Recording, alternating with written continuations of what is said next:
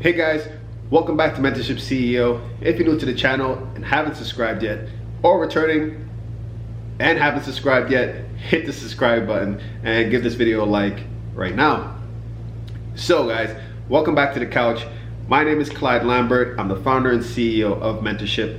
What's Mentorship? It's a social networking app on iOS and Android where you can download for free, be a mentor, and find a mentor.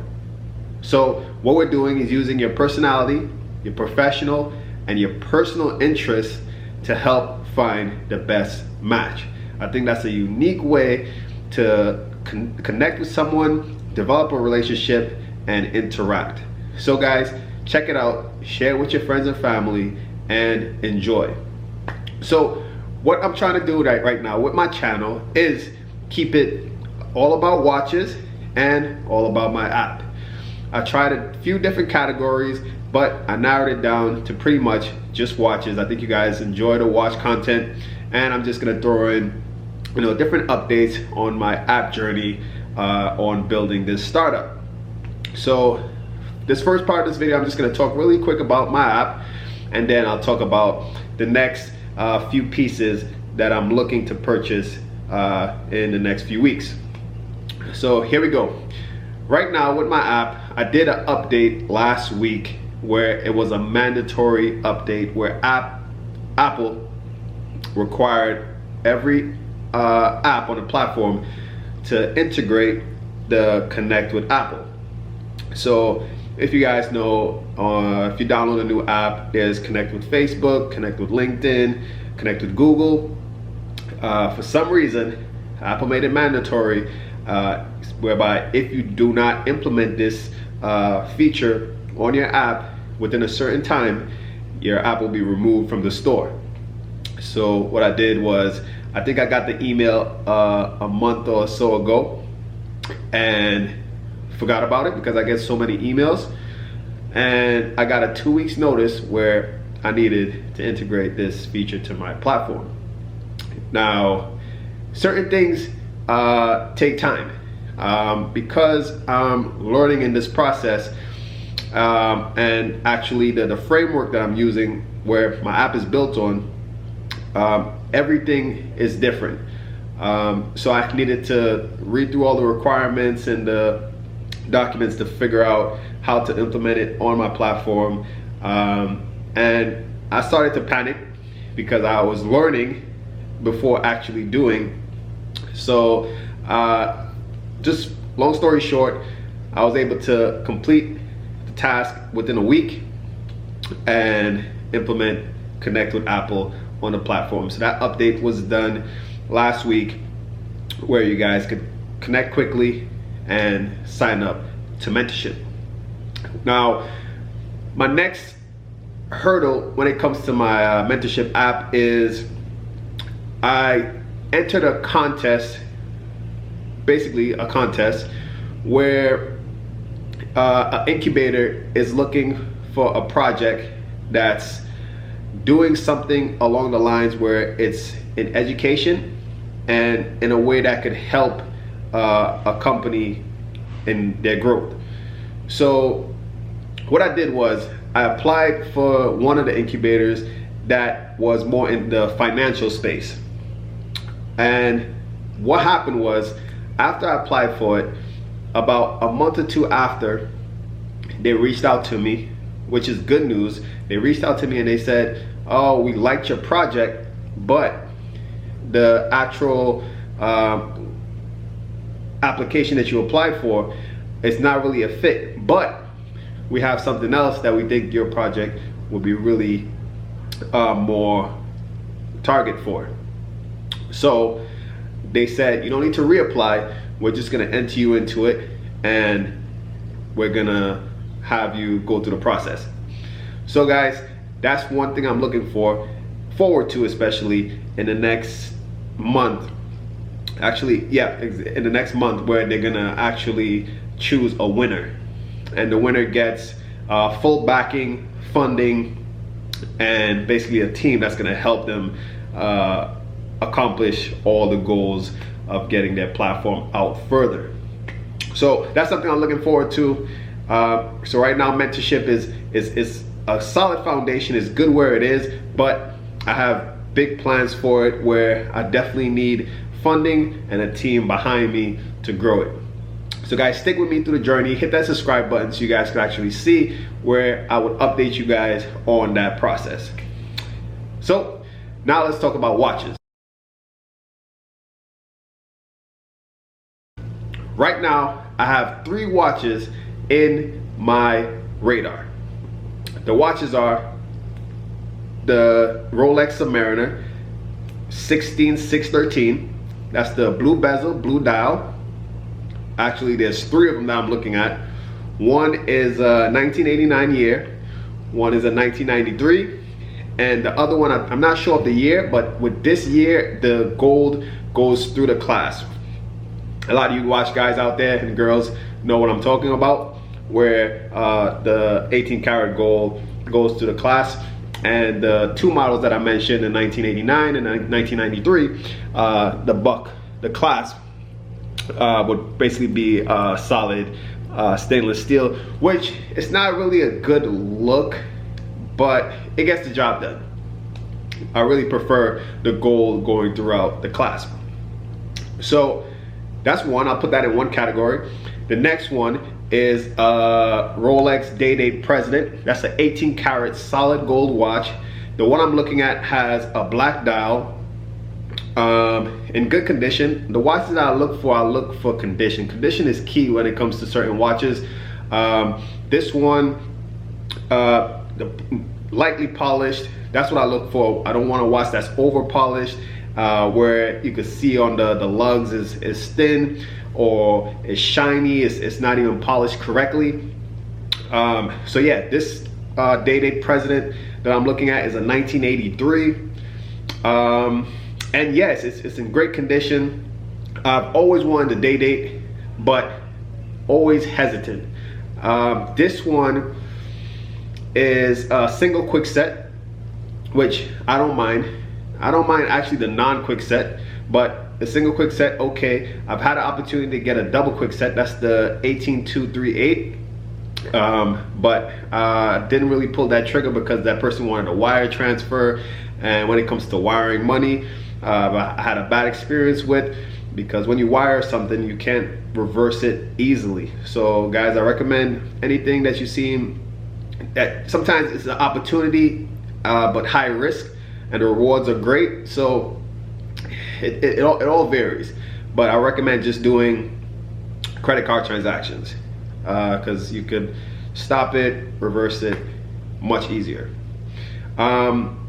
So with this one, anyways, the one that I'm looking at, I have about 2 days to know whether or not I'll get it or not. The Day-Date is a watch that I can't really wear as a daily. Right now we're living in a time where a lot of people are desperate, hungry, and make stupid decisions, you know, where they see something flashy on the wrist and you never know. I mean, not everywhere I go there are people who are, you know, not impressed by something like this, a watch like this. So they might see it and think it's an opportunity to grab it off my wrist or pull a gun out or whatever the case may be. These things are happening these days, and I'd rather avoid a situation like that than create one. So with this watch, I love it. I want to check it off on my list because it's one of those watches where I'm a person where I want to experience it, whether or not it's a short-term experience and then I let it go, or I'm keeping it forever. I haven't really had a forever watch. Technically, my forever watch was a Datejust, just like this, champagne dial, and I've just upgraded to a better condition, better reference. It's, you know, so it's technically I still have my forever watch as the watch that I first saw and was like, I want a Rolex, and it was pretty much Datejust. Probably was a 16, 01 probably, and you know, champagne dial, and that's the one I pretty much have on my wrist right now. Perfect condition. So yeah, so pretty much a date. Hopefully, we'll see. The third watch is not a Rolex. It is a watch I've been doing a lot of research on in the past few days since I saw it come up. And it's an AP Royal Oak, and the reference is 4100SA. Now, there's so much to learn when it comes to different brands. Now, I've done my educational learning of Rolex. Now, AP, I know a little bit. I know like the surface, but now I'm trying to go deep and find out what their references mean. What does the NO, which is number such and such behind on the case back, what does that mean? The sizes that they come in, and with this reference, the size is 35 millimeter. That's from the case, from the left to right, and from, let's say, lug to lug is 44 millimeter. But what I've learned with AP, with the Royal Oak specifically, the sizes, they run big. So basically, this is a 36 millimeter Datejust with the oyster case, and this AP, which will be on the screen right now, this AP is a 35, but would fit visually bigger than this 36 oyster case Datejust. It's just the case dimensions and just the overall build of the watch can make a huge difference. Sometimes the dial color makes a watch look larger, but in this case, it's not much of like an illusion type of change. It's really just the physical shape of the case looks larger than 36 millimeter Datejust. It's a watch where at the end of the day, I have how many days? I have basically 2 weeks to do my homework and see where the prices sit, especially with vintage watches. It could be tricky, but especially with a brand that I'm not too, expert in. So yeah, I just need to. I'm looking at other watches, looking at the other pictures, zooming in, looking at the text, how it's written, all the details, so that I make educated decision when it comes to buying these watches, because it's not small money that I'm throwing around here. So potentially, like what I've been looking at online, this is potentially like a $17,000 watch. But if I get it at a decent price, let's say $10,000, okay. Now I'm still doing my digging to find out if $17,000 is a good price for these. A lot of people could post on Chrono, they could post on eBay their watches at some sky high to the moon prices, and me thinking, okay, that's what I could get for it, and I posted, but it just doesn't sell.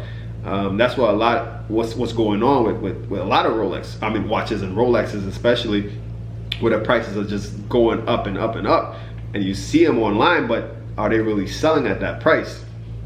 So with these watches, do your homework. That's what I'm doing. Doing my research, especially with these watches that I'm not too familiar with. And yeah, so guys, I have these 3 watches on my radar. They came up pretty much within this week. Another one is a Datejust, which I've had before. This one is a 116233, which is more or less the newer Datejust. It's a 2005 year model, and it's probably gonna be a flip because I've had the watch before, I've experienced it. The only difference with this one is it's a Jubilee bracelet where it has the concealed clasp, where the Jubilee disc just runs all the way through and there's no clasp or anything like that. So that's the next watch that I'm looking at, to just flip it.